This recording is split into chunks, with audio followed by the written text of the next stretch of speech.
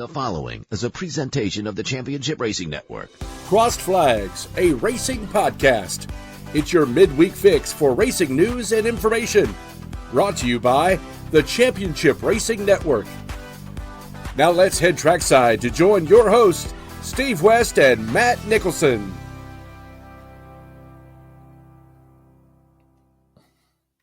Welcome into the latest edition of Crossed Flags. I'm Steve West. Matt Nicholson with me, and producer John helping us out, Molly Robinson as well. Thank them very much for making sure that everything gets looking good and up onto the appropriate YouTube pages and everything. We appreciate you checking it out. And don't forget, subscribe down there if you haven't already. We would appreciate it very much.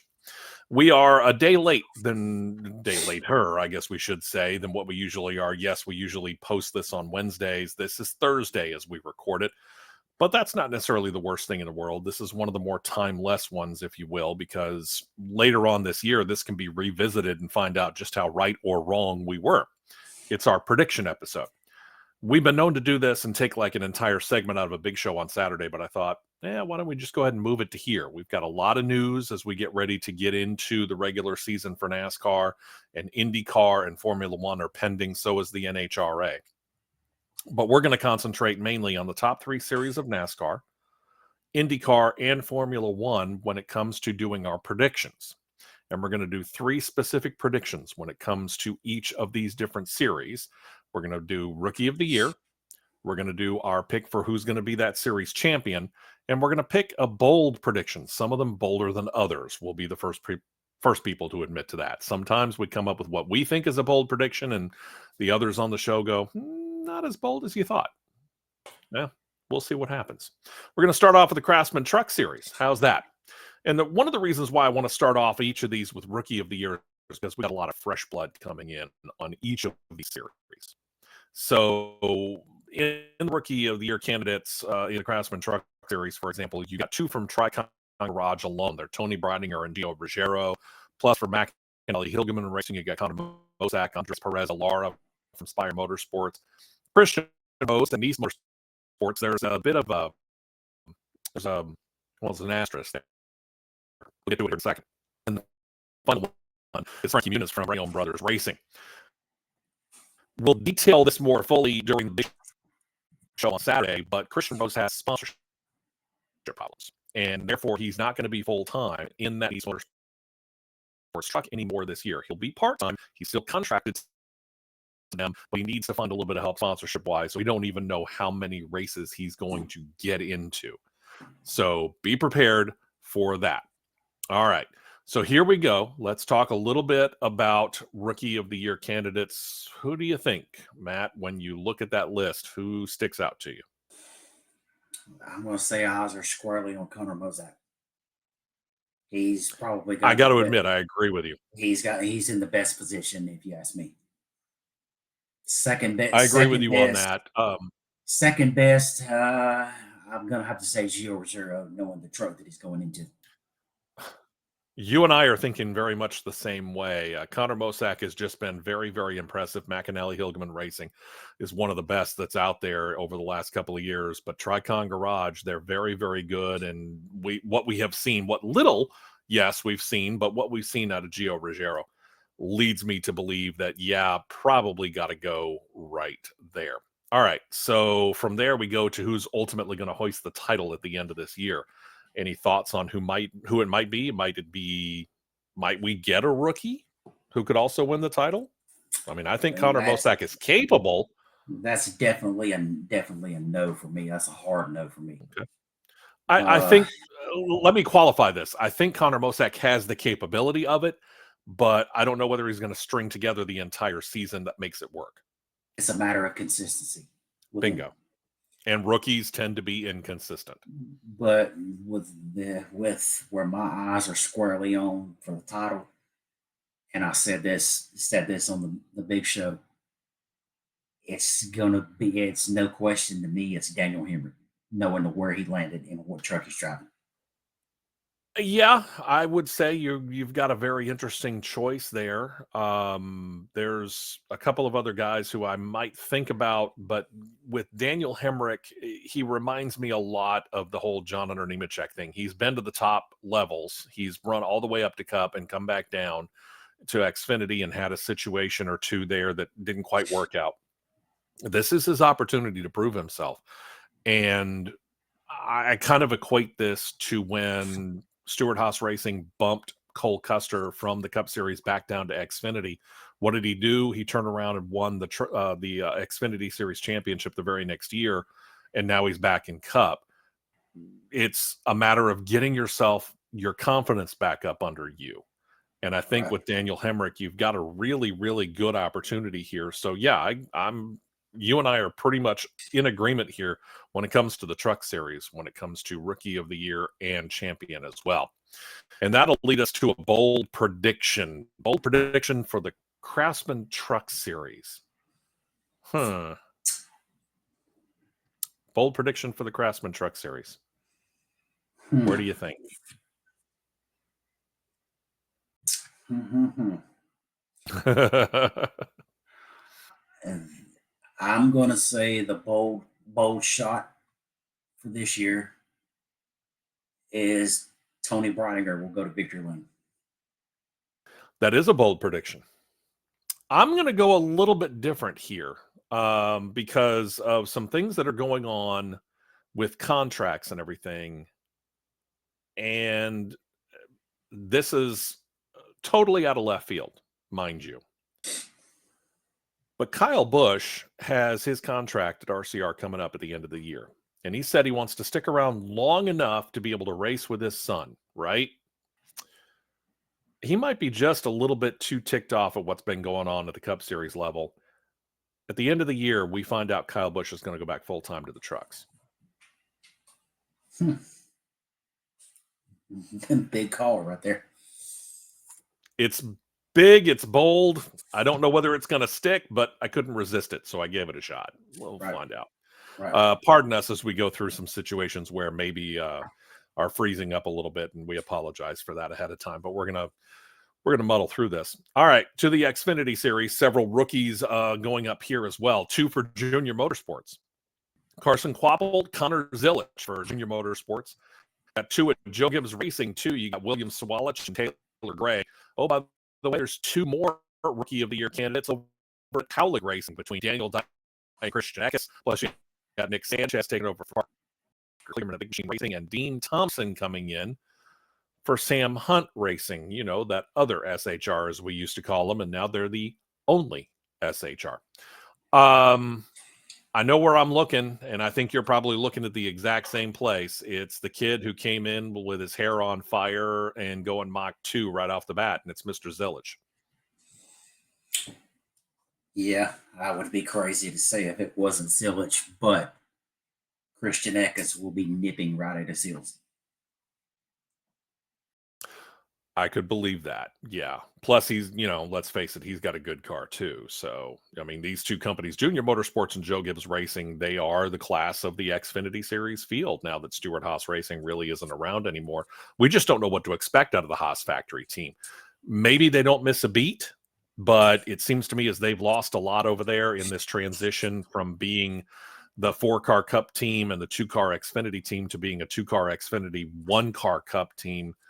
The personnel that left over there, I think, is really going to hurt them in the long run. And I just don't see them. I still see them, obviously, as the Ford banner bearer, but I don't see them as being as good as they have been the last couple of years. Right. All right. So you and I are both in agreement here on Zilic. Yeah, I would tend to agree. You probably have a good point when it comes to dealing with some of these other drivers. Christian Eckes, Cal Racing, I should say. I want to look at Joe Gibbs Racing and give them a fighting chance, but I just haven't seen enough out of William Sawalich. I haven't seen enough out of William Sawalich or Taylor Gray to be confident enough to say that they're going to really be in contention for that Rookie of the Year title. Right. I haven't either. They got to show me more. They got to show me a lot more. And I'm sorry, I'm not feeling it. All right, so champion. Where you think champion's going to come from out of the Xfinity series this year? And this one's a little bit more wide open because at this point in time, I'll be real honest with you. Connor Zilisch, for me, is a real candidate to win both Rookie of the Year and the title. He's a legitimate candidate, but I don't think he gets the latter done before the earlier. Okay. Considering he's back within Toyota, I think Brandon Jones pulls it off. You and I are thinking way too much alike on this. All right. Okay, so we'll leave that at that. I think with back in the Toyota camp, back at JGR, I don't have a problem with that at all. I was thinking the exact same thing. So we'll go there. Although Justin Allgaier, let's face it, Justin Allgaier is always somebody to watch out for, especially after he claimed his first title. I think to a certain extent, you put a little bit of pressure on yourself to claim that first one. And once you've claimed that first one, the pressure seems to go away. You relax more. And I think that will help him like he needed that much more help. So watch out for Justin Allgaier too. Yep. Bold prediction for the Xfinity series. What are you thinking? RCR is dethroned and does not win a super speedway race this year. Okay. I like where you're going with that. Despite what I just said about the changes to what is now the Haas factory team, I'm going to go that, surprisingly enough, Sheldon Creed actually claims his first win in the Xfinity series. This is a guy who has the all-time record, mind you, for number of second-place finishes without a win. He always seems to get snake bit right at the end. I say this year he breaks that curse. Right. Okay, let's find out where that goes. Take it for what it is, right?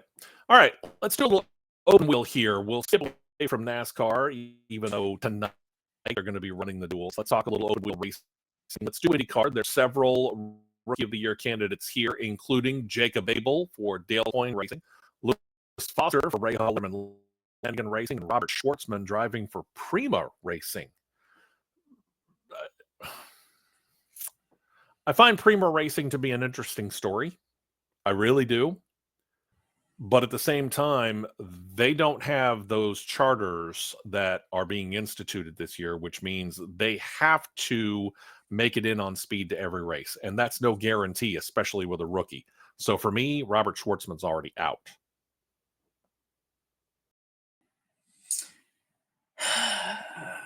I'm going to say the upset is pulled and Jacob Abel is a Rookie of the Year. You're going Jacob. Okay.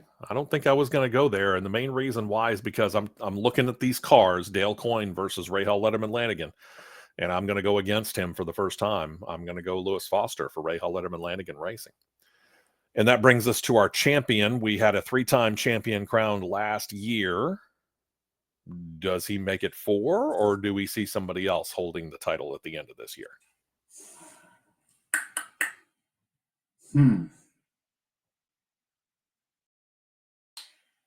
I'm going to say that he makes a bounce back this year, and the Iceman holds the title at the end of the year. Scott Dixon. Going Mr. Dixon gets a 7-1, gets his 7th one. I really honestly felt like this might be a possibility because he is one, he just constantly seems to be there. And it goes back to what you just said, Matt, with that nickname, the Iceman. Nothing seems to rattle him, and he's so solidly consistent year after year after year. It's just nice and level. So yeah, I think he's certainly a big time threat to be 7-time. But I think the guy who we've seen on a couple of those Fox promos already is going to be the guy who's going to step up. I'm going to go with Joseph Newgarden. I think he bounces back and he claims the title for 2025. And from there, that brings us to a bold prediction.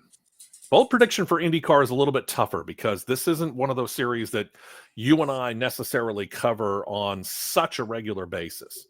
But we do end up getting into it more and more here, especially now that we're involved with it, especially out at Barber Motorsports Park. But Taking a look at a bold prediction for 2025 in the NTT IndyCar series.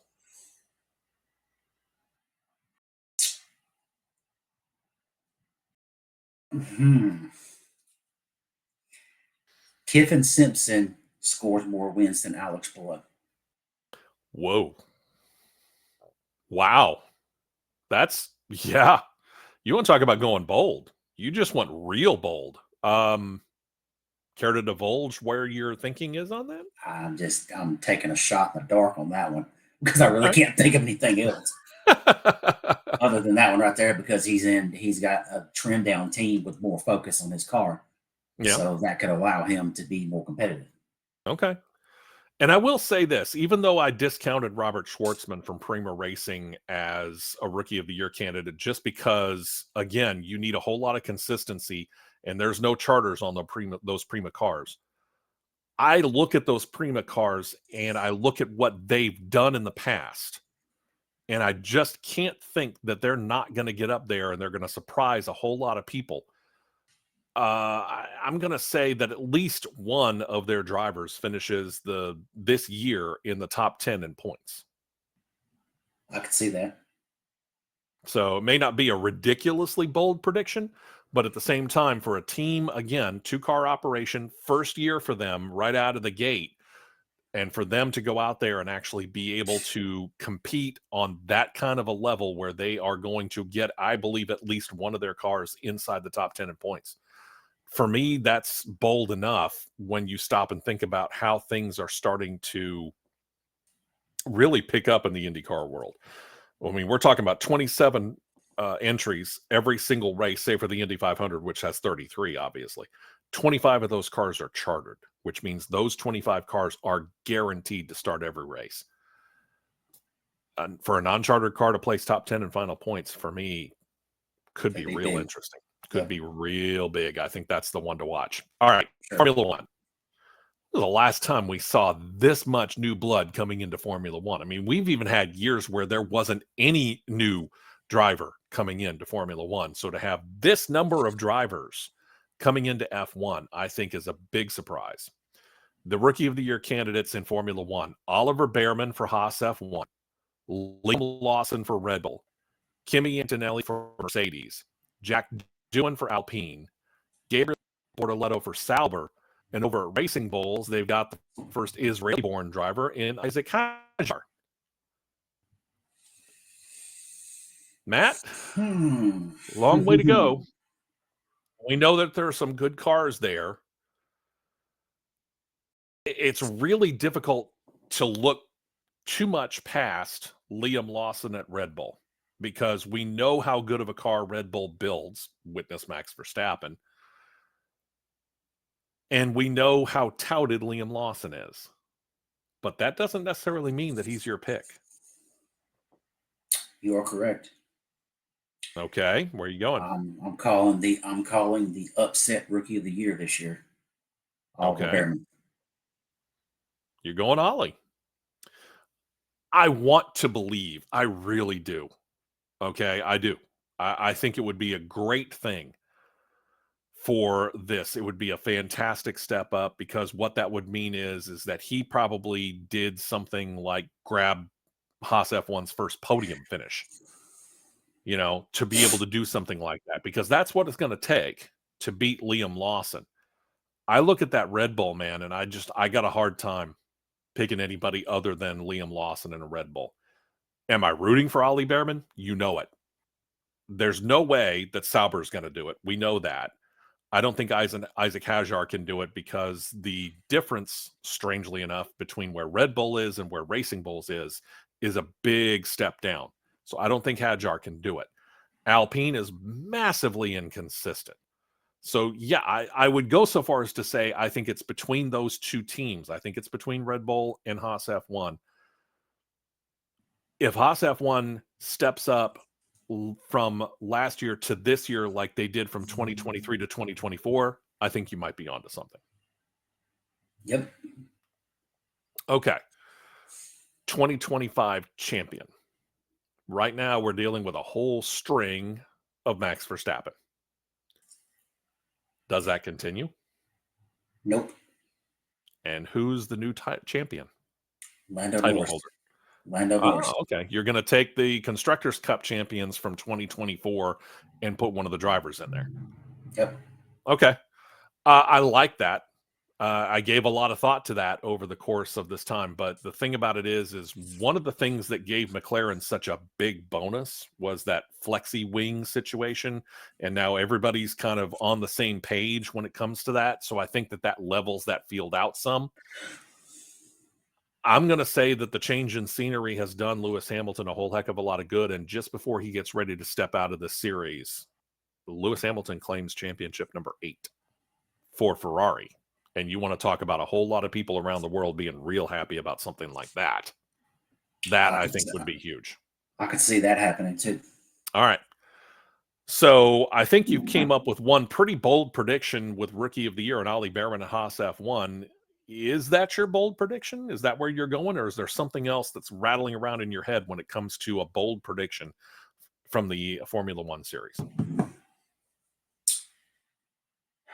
I'm going to say my bold prediction for F1 is Haas F1 scores more wins than Mercedes. Wow. So you're even going so far as to say that Haas F1 will win races this year, which would be their first. Because remember what I said, they haven't even claimed a podium yet in their history. They do have a pole, but they don't have even so much as a podium. You're going wins. Right. Is it Ollie Behrman or is it the veteran? That becomes the other question. Or is it a combination of the two? I'm going to say it's a combination. Okay. I like where you're going. I really do. Because I had been thinking about, especially with Ollie Behrman, who came in and filled in 3 races last year, remember? 1 at Ferrari and 2 for Haas F1, and he finished top 10 each time.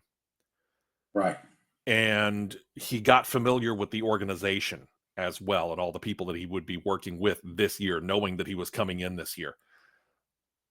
So my bold prediction was actually going to say Haas F1 gets their first podium, but heck, my particular bold prediction pales in comparison to yours. You're calling for multiple wins, not just one. So as I stop and I think about it, Sauber gets up off the mat. You think about their 2 drivers, specifically Nico Hülkenberg, and Nico Hülkenberg knows how to take a car that is, and I'm going to use the top 20 in this case and say is a 13th place car, and he knows how to get it good enough to make it a top 10 car at the end. So I think Sauber gets off of the mat and out of the basement when it comes to the Constructors' Cup.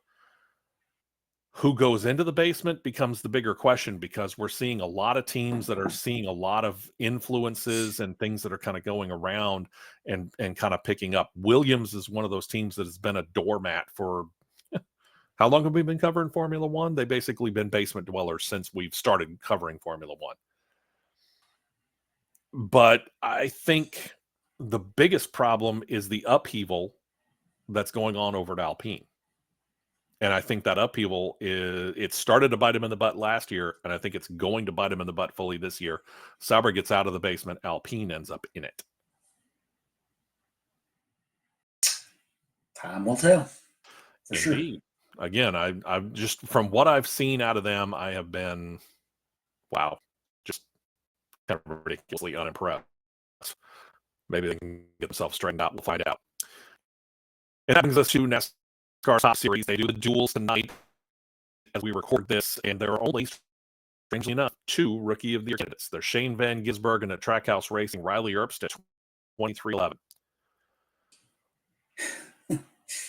Between those 2, I think you and I both think it's the same guy that just stands out head and shoulders above the other. SVG in a walk-off. Yeah, I agree. Riley Earpst has a good car. There's no doubt about it. 2311 is not going to mess around with a bad car. Tyler Reddick made it into the playoffs. Bubba Wallace made it into the playoffs. Tyler Reddick made it all the way to the Final 4. There's no doubt that what 2311 has is good equipment. But Shane Van Gisbergen, SVG, has already come in. He's claimed wins. He's claimed top fives. He's claimed top tens. He's not in any way fearful of stepping on anybody's toes in the Cup Series. He's very comfortable in a Cup Series car. He does well in those cars. And he does surprisingly well at tracks other than road courses. I mean, obviously he's a threat at any road or the Chicago street course that we're going to be going to this coming year. And there's 6 of them on the schedule, if I remember right? Yes. I could easily see him grabbing 3, maybe even 4 wins out of those 6 races, but he does surprisingly well. He impressed me at oval tracks last year. He did a lot better than what I thought that he might. So yeah, this I think is a walk. Riley can probably jump up there and grab the occasional top 10, top 5. I'm not going to rule out the opportunity for him to get a win, but I'm also not counting on it, because if it's a win, it's exactly that. It's a win. Whereas again, we can look at SVG and think road and street course races. The guy's capable of sweeping all 6 of them. So, and then some. You and I are both in flat out agreement that it is SVG for Rookie of the Year. Wins obviously put you into the playoffs because now he's full-time in the Cup Series. But at the end of the year, is SVG the guy that's going to be hoisting the trophy, considering that road courses are not really a big part of this year's playoffs? Close. Okay. Close. All right. Champion for 2025 in the Cup Series. Who's going to be for you? I'm going to say he swings it around this year. Ross Chastain horsing. Watermelon Man. I think there would be more than one watermelon splashed on the start-finish line if that happened. You might get the whole team coming out there with a whole bunch of watermelons and just splashing them all over the track. I like the pick. It's pretty bold. I like it. I got a hard time going against the big, humongous elephant in the room that is Rick Hendrick and Kyle Larson. Because Kyle Larson, I think, has the ability to not only wheel just about any kind of race car that there is out there, but Kyle Larson has the ability to learn from his mistakes. And one of the biggest mistakes that he made last year was he tended to overdrive the car just enough to put himself in a bit of danger that would take him out of a win. I think he learns from that this year and smooths everything out and takes that car right up to its edge, but doesn't go over it. So I'm actually going to say Kyle Larson comes back, and this is low-hanging fruit. There's no doubt about it. But when you see an obvious thing there, you got to go for it. And I'm sorry, I'm going there. I'm going Kyle Larson, picking up his 2nd Cup Series championship. And that brings us to a bold prediction. Bold prediction for the Cup Series. Matt, you're up. I'm going to say this is not so bold because there is a realistic shot it can happen, and it was teased a little bit ago. Okay. SVG bats 1,000 and sweeps all 6 road course races. Leads the series. I'm sorry, it leads the series and wins. That's kind of bold. Wins the regular season title based off of the road course series wins alone. Sure. Yeah, he probably would. And the playoff points that he builds carries him far enough that he makes the Final Four. Oh, wow. All right. We have been flirting with this for a while when it comes to the number of drivers who are claiming a win. And last year, correct me if I'm wrong, 15 of the 16 drivers that made the playoffs were winners? Yes. I'm going to say it's even more than that this year. I'm going to say we're going to have to go to beyond getting a win, get you into the playoffs. I'm going to say that of the 26 races, this kind of blows up what Matt just predicted here. Of the 26 races that we got out of there, I don't think it's going to happen within the regular season, but as you go throughout the entirety of the year, We got 36 points races. Half of them will be different drivers winning. 18 different drivers will claim at least one win this coming year. I could see that. I mean, you think about what we are seeing here. We're seeing a consolidation somewhat of some of those traditional back markers, like a Rick Ware Racing, who just always seems to run in the back anyway. Now he's down to one full-time car. You got Trackhouse at 3 cars. You got 2311 at 3 cars. You got RFK Racing at 3 cars. And all 3 of those drivers are capable of getting a win. 2 of them more than the other. Sorry, Riley Herbst. And you look at some of these other drivers that are out there, I really honestly believe that there is probably more parity sitting in the Cup Series now than there has been really in a very long time. And Right. I know that NASCAR has somewhat manufactured that with this particular car, but the driver talent is there as well. And I honestly believe that the number of winners out there is just going to blow us out of the water. And that means, again, the 16 drivers that make the playoffs, there's going to be 2 that are going to be with a win sitting on the outside looking in because they didn't acquire enough regular season points throughout the course of the year. Yep, I can see that happen. All right. There's our bold predictions for all of those series that we cover, and our Rookie of the Year candidates and our championship candidates as well. What do you think? Talk to us in the comments right down there. We're not going to repeat this, by the way, during the big show.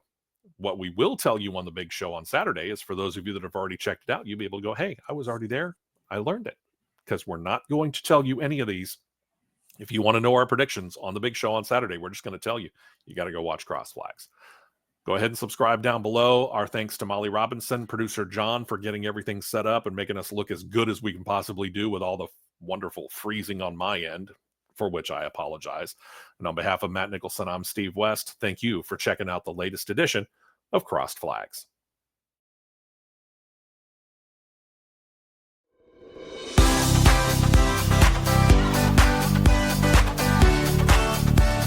You've been listening to Crossed Flags, a racing podcast.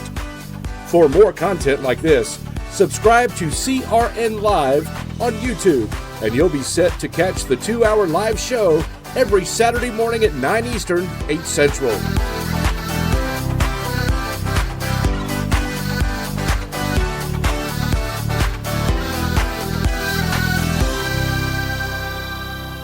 This has been a presentation of the Championship Racing Network.